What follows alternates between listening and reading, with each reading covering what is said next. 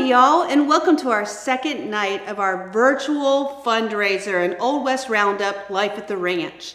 I'd like to first thank you for joining us, and I'd like to thank Jonah Roybal and Frank Platt for all of their hard work with the videography. We appreciate them so much.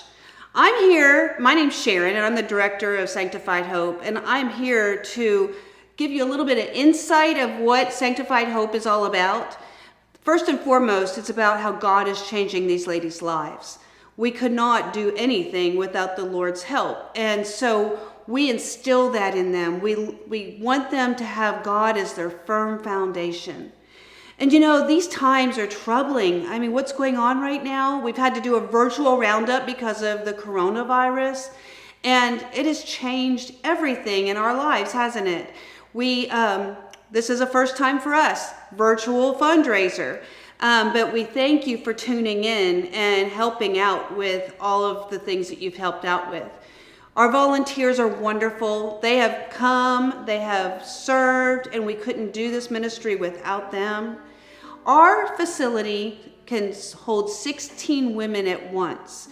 And we first and foremost, like I said, want to get them fully grounded in the Lord, and they take about 3.5 to 4 months of core curriculum. And so when they leave here, they can be free of their past and all of the strongholds that was holding them down and letting them make the poor choices that they were making. And they could have healthy boundaries, learn how to have healthy confrontation. They are learning how to budget money through Financial Peace University and Dave Ramsey, and they will be set up for success for the future. So I have a special guest tonight. Her name is Stacy Markwart, and she is our hostess, and she's going to be interviewing Kim Brewer, who is our program manager, and I would like to welcome them this evening to our stage.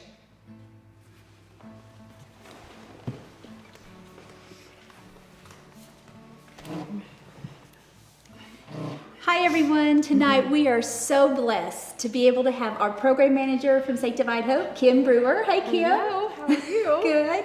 Well, I'm going to just start asking you questions, and the first one is very easy. Okay. What brought you to Sanctified Hope? Oh, it's easy, but it's a big one. It's a big God story. So I started off, I used to be on staff at a church here locally, and I started off getting to know Sanctified Hope because I was in the missions department, and they came and met with me to tell us a little bit more about Sanctified Hope, and I felt like God was just pulling me to this ministry. And I just thought, okay, how can I be involved there? And so I started mentoring here. And being a mentor was fantastic, and I loved it so much. And fast forward a couple months after that I started mentoring, I just felt like God told me it was time that I needed to step off staff in that position because he had something for my next step. But I didn't know what it was. And that was a little terrifying to do that. But he said he knew he had something for me. And so I remember driving out the day that I signed my resignation papers. I actually came to mentor that day, and I drove out here, and driving up on the property, I thought, God, wouldn't this be amazing if this is what you have? If this would be what my next is. And but I knew it was kind of a pipe dream because there was no position here available. So, it was just kind of a flickering thought, and then it went away. And so, I continued on. I had about 3 weeks of not knowing, what my next was. And I kind of got to the point of thinking God had forgotten me. And so at that point, about 3 weeks in, I just got on my face before the Lord, and I said, okay, God, I feel like you've forgotten me. What do you have for my next step? And I lamented, and I worshiped, and I spent 4 or 5 hours just with the Lord that day. And then he brought this incredible peace on me, and I felt like, okay, he's heard me, and he's got me, and it's good. And that same day was the day that Sharon called me. Same day to ask me if I wanted to come in and have a conversation about a position here at Sanctified Hope. So that's how God, and it's really reassuring because you know that God is in this. He's in every part of this ministry, even in how he gets people here. I love how his plans are way bigger than our plans Yes. ever could be. Yes. So did you ever think that you would be in a prison ministry? Never. My background was kids ministry and mission ministry. I never had thought about prison. I had never thought about inmates or about people that are heading into incarceration or coming out or any of that. I've learned so much by being here. Yes. So yesterday I held up a calendar. It was pretty intense. There were a lot of days. They were all filled up with activities. Is that something that you take control of? It is. That's a part of my job. It's the challenging part of my job is to get the schedule going for all the women that are here. But yes, I help navigate their paths and their schedules. Well, other than the calendar, what else does a program manager do?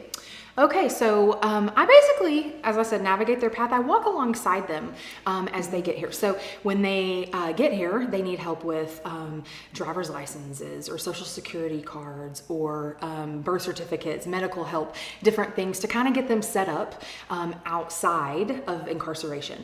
And so I help, schedule those things, get those things going. And then I also walk alongside them in what we call Kingdom Living Action Plans, which is some goal setting that we do where we help them to focus on what their purpose is in the kingdom and how they want to get there. And so we sit down monthly and go through planning some goal setting in their spiritual life, in their life work, like looking for jobs, looking for career path, that type of thing. So that's I do jail mail, which I have a wonderful person that assists and helps with that. So I don't have to do that all by myself anymore. But jail mail is a really important part of it as well, because that's how we communicate with the ladies that are still incarcerated, that are applying to come to Sanctified Hope to see if we're a good fit for them. Well, you certainly have busy days. Yes. And the calendar showed me busy days. Yes. So with it being so busy, what is an average day like? Just a typical day? Okay, so a typical day at Sanctified Hope is we start off with devotion in the morning. Every day we start in the Word. And then after that, we have our core curriculum classes in the late morning. And that's for the ladies that are here from like 0 to 4 months, around that range. They get through the core curriculum before they head out and get a job or before they get to the point of moving on to school or whatever that looks like.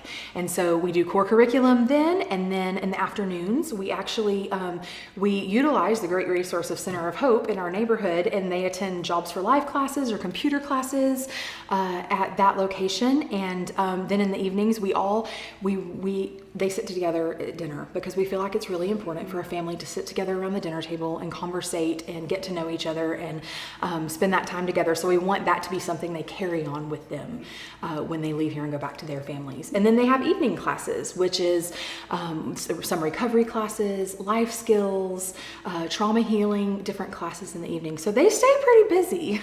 It sounds like Yes, it. they do. So my last question, this one's a little bit tougher. So it sounds like that you do a lot of advice to some of the ladies throughout the day. So what is the biggest piece of advice that you've ever had? Okay, so the biggest piece of advice that I think that someone ever gave me, and it sounds super cliche, but it's let go and let God. And I think that when, let go and let God, it's a slogan that we've heard, tons of times. But I think that if you really get to the point of understanding what surrender is and surrendering to the Lord, giving up control, letting go of all those things that we want to control and do, and really just let him do his thing, let him, it's his plan, let him do it.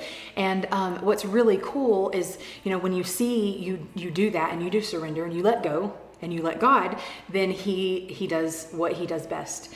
And you see the fruit of that. And so I've seen it in my own life once I learned that from someone else. And I'm super excited to see it happening in these ladies' lives too. Absolutely. So, that's something we all learn. All of us need that. Yes. Well, Kim, thank you so much for your time and for all that you do for this ministry. And thank you for watching. Be sure you tune in tomorrow night. I have 2 special guests. They're really known in the community and they do great work for Sanctified Hope. So don't miss that. You know what, Kim?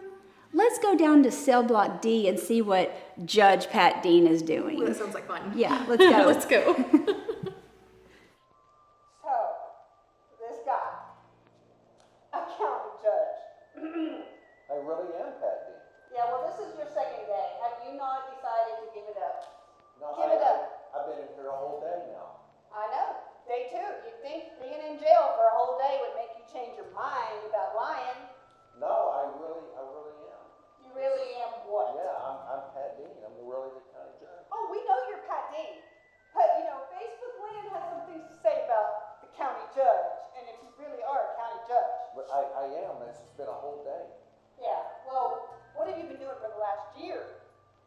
last year. Impersonating a county judge. That's so wrong. Look at me. I mean, look at me. I'm really the judge. Well, we'll just see about that, won't we, folks? You make the decision. Is he really a county judge? Are you going to get him out of this jail? This is the redemption jail. He needs to be redeemed. We need your vote. We need you to decide if he's going to get out of this jail. And we need bail money for him. Get him out of jail because, you know, those judges come to the jail on Fridays and do their morning decisions on how much it takes to get out of jail. Well, how much is it going to take? It's going to take whatever God provides. So you be a part of this. You provide. Did you say Friday? That's a long time. Yes. 2 days in the jail on a thin mattress like this with no air conditioning. Poor Pat Dean. Poor Pat. I feel so bad for him.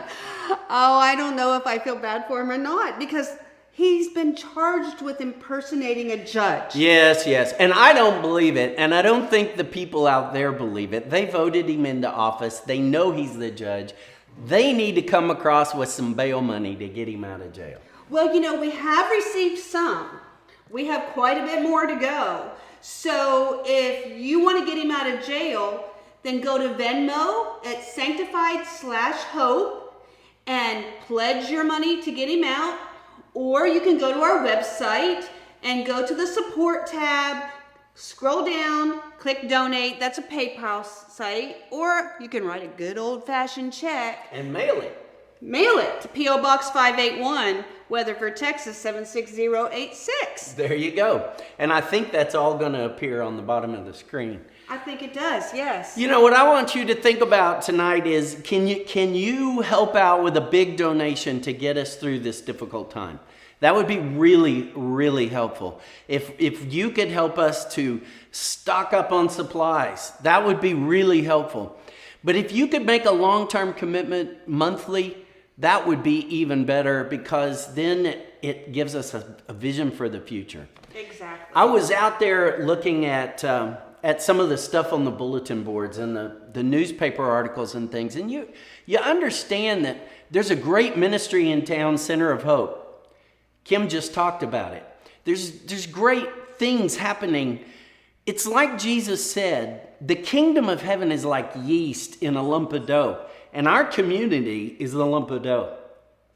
The Center of Hope is yeast, and Sanctified Hope is yeast, and we're bubbling up through the dough and meeting up with each other. And that's true for multiple ministries. If we want to see true kingdom work its way through the community, you got to support the places that are doing the work. And that's a really cool thing, Ron. All of the nonprofits have come together during this crisis, and we are helping each other and building each other up and giving each other suggestions on what works for them to see if it'll work for us. And community cares. And this is one of the best communities that these ladies have ever seen. They welcome them with open arms. They just reach out to them. The nonprofits are all working together and loving on each other, and that's what we need. And like you said, we're struggling. These are hard times. So you can help out, folks. And make a difference, not only in the individual lives, but throughout the community. And that's what we want to see. And we are that kind of community, Parker County. So step up, let go of your Starbucks for a week. Let's move forward. Let's make an investment. Let's make a difference.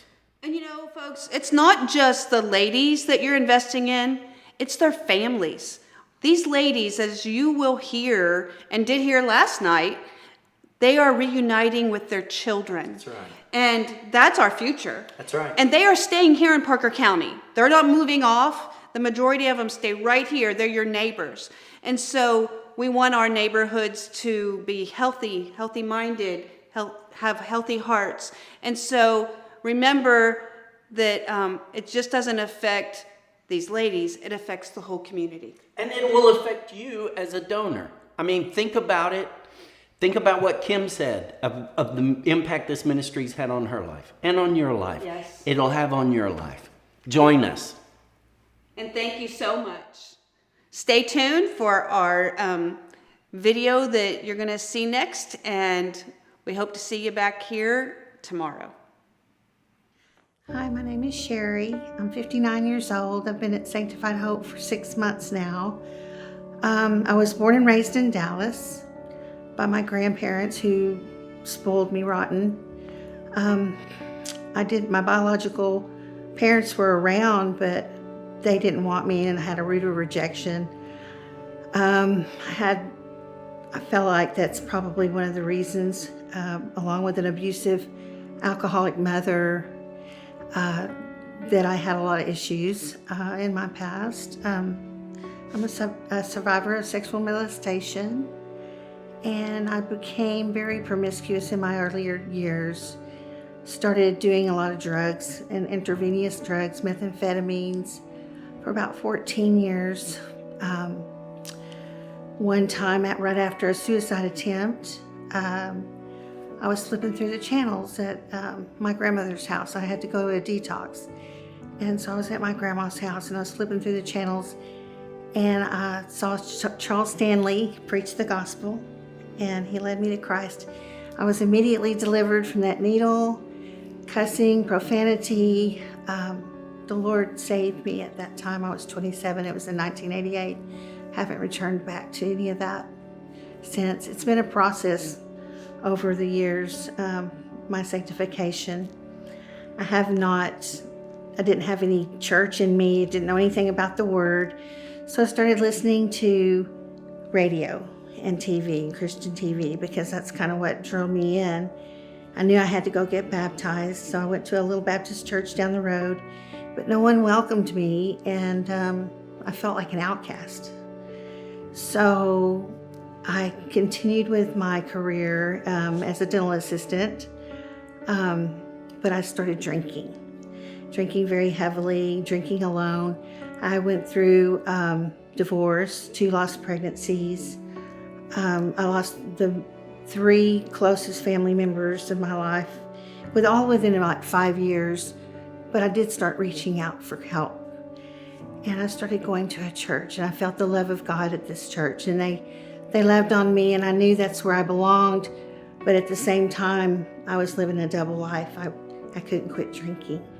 I finally realized that I needed help, and I found out about Sanctified Hope, and I prayed very hard that God would help me to start my life over again, and He led me to these ladies that are amazing here at Sanctified Hope. They came to visit me in 2018 and 19, and I finally made parole in December of 2019. That was a really, really hard day because the devil really fought for me to not get here. And Sharon and Kim and Janet, they fought hard for me to get here. And when I got here, there was hygienes on the bed, there was clothes to go through, there was a brush, there was every single thing that you think about when you're in prison that you don't have. And God just absolutely swept me off my feet here. There's no place like Sanctified Hope for women in prison. I wrote so many places the 7.5 years I was gone, and no one paid any attention to me except for Sanctified Hope. And now that I'm here, every single day I see miracles happen for each and every lady. And I don't know what I would do without these ladies. They've become my family and my friends forever. And I always say that I'm doing life abundant at Sanctified Hope. And I am doing life here for the first time. God is really, really restoring everything that's been lost and broken. And I give Him all the praise and all the glory for rescuing me, bringing me here, and helping me to have a different life, the life He planned for me. And I just thank you, and I pray that everybody would know how important this place is to people who are incarcerated. We need love, We need encouragement, and we can all make it if we have someone like Sanctified Hope. I don't know about you, but every time I hear one of the ladies give their testimony, it just touches my heart. You've heard about day in the life of these ladies. Well, next up is a tour of where we're at. We're out here in the country, and we kind of call it the ranch. So I just want to introduce our next video of a life on the ranch and give you a peek at what we do and where we're at.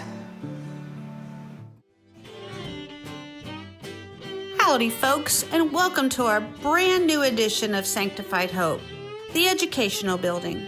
This lovely building was completed in February of this year, and it houses our administrative office, our program manager's office, hey Kim, and our executive director's office. It has been a wonderfully fantastic addition to our 3-acre property. The ladies have a quiet and comfortable place to have classes, study, and take care of their personal business at one of our computer stations. The educational building also houses a multi-purpose room where they can work out and do exercise, and also make crafts for us to sell at the various craft shows in the area. This is just a way to add a little bit more money for the ladies' needs. Finally, it houses our warehouse. This is where we store all of the ladies' needs. When they come to us, they come with just the clothes on their back and are in need of everything. We can provide their hygiene and any basic need they might have. Thank you for all of your support.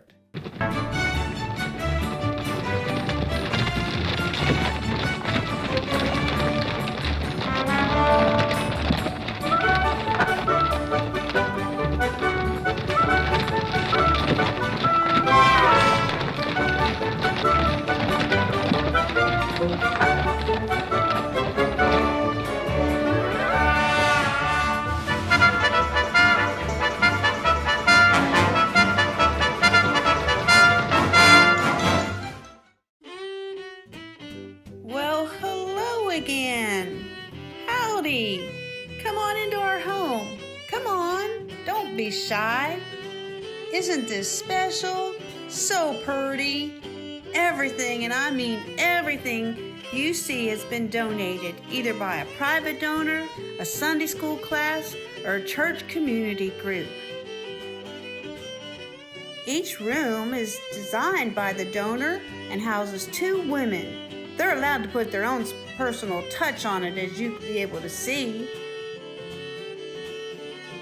Well, hi there, Beth. Let's see who else is home.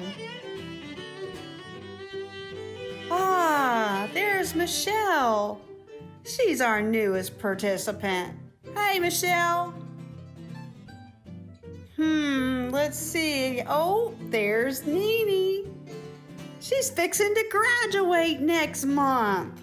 She's all grown up. Can you tell she likes elephants?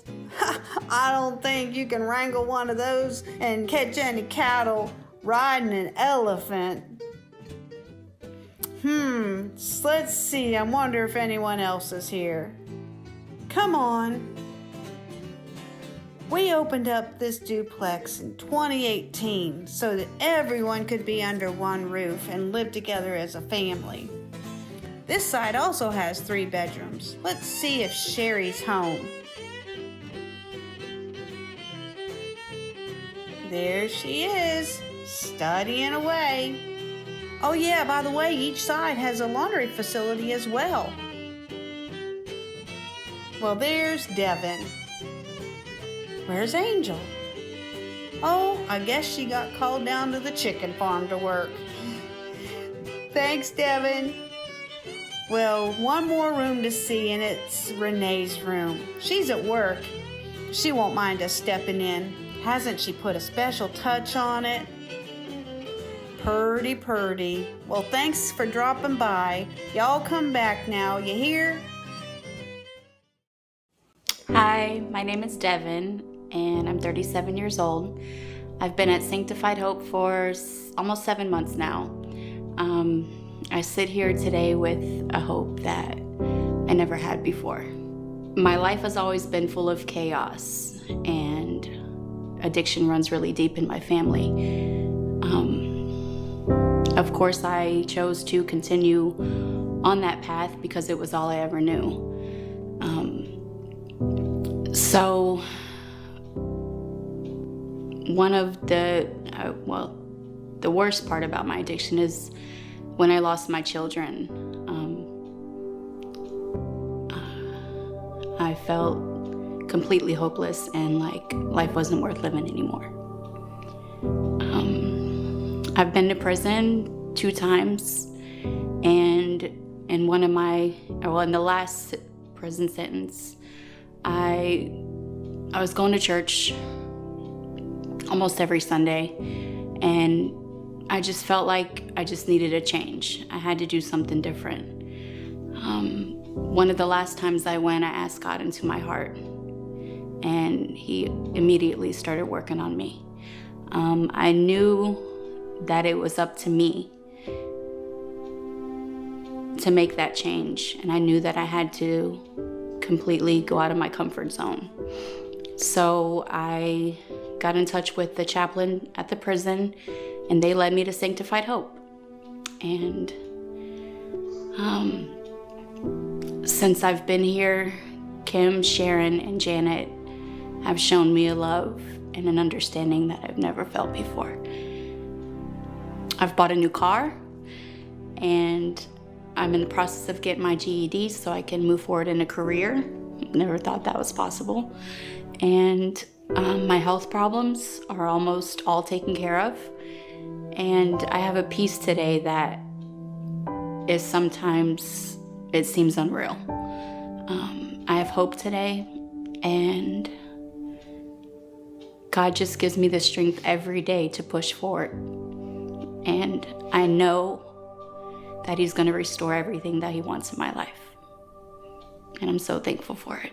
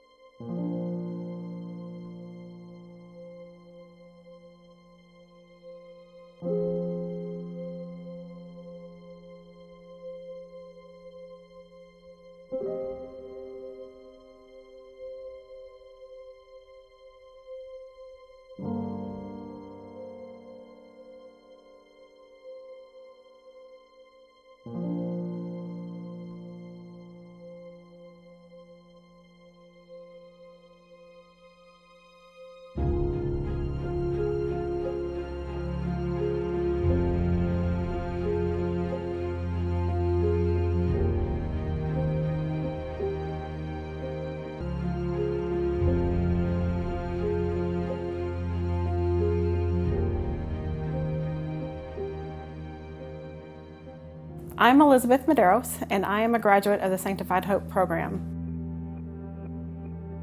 I graduated October of 2017. Prior to coming to Sanctified Hope, my life was chaos. I was lost in addiction, in broken relationships, just a deep, dark, desolate place, and I had no hope at all. I was sent to prison, and in prison I heard of the Sanctified Hope Transitional Home Program. I applied and I was accepted. Coming here was probably the best decision that I could have ever made, but I do know now that it was a God-led decision. Coming to Sanctified Hope, all of my needs were met from day one. I walk in the door and they provide me with everything I could possibly need, from toiletries to clothing to my hairbrush, which was a big deal. Everything that I could possibly need, they had met those needs. Because coming out of prison, you're not given anything but a $50 check at the gate.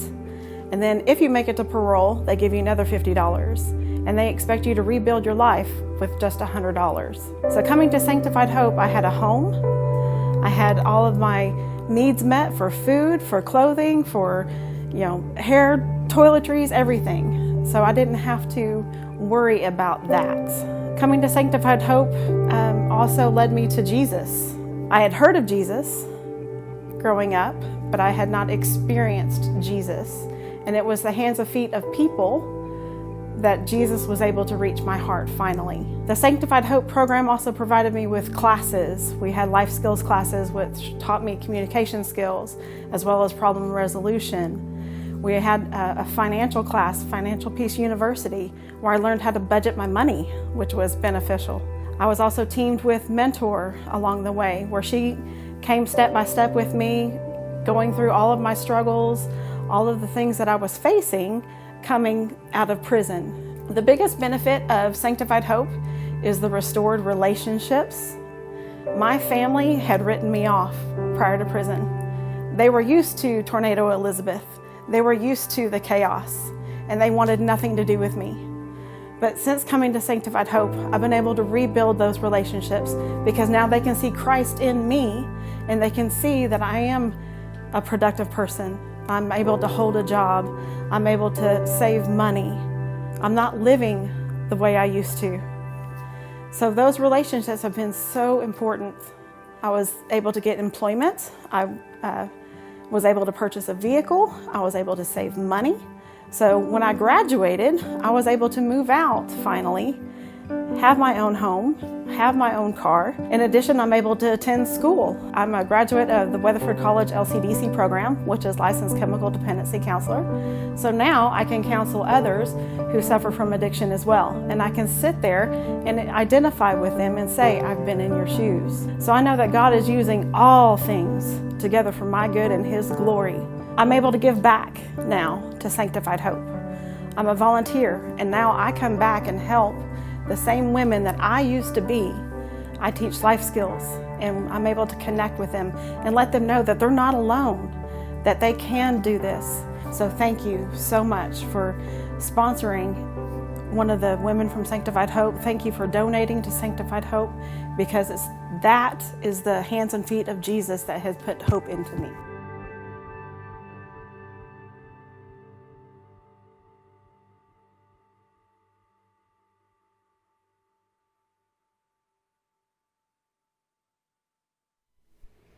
Well, folks, that about wraps it up. I would like to thank our sponsors, Texas Bank, TBC, that's Trinity Bible Church, First Financial Bank, New Life, First Weatherford United Methodist Church, Northside Baptist Church, Chick-fil-A, Plains Capital, First National Bank, Zonta of Parker County, J.R. Jones, Jody Ludwig, Ava Blaze, and the Honorable Judge Towson. Thank you for tuning in. Stay tuned for just a little bit longer and listen to the great music of the Sawyer Family Band. Until tomorrow, happy trails. We are Simple Gifts, the Sawyer Family Band. We reside right here in Weatherford, Texas. We feel so privileged to be a part of this evening for Sanctified Hope. And we hope that you know, just as we do, that there's nothing but the blood of Jesus that can take away our sin.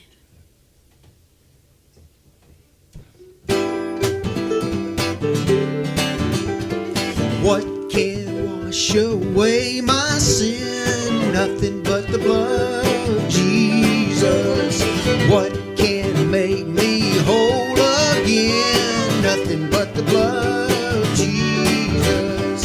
Oh, precious is the flow that makes me white as snow. No other fount I know. Nothing but the blood of Jesus.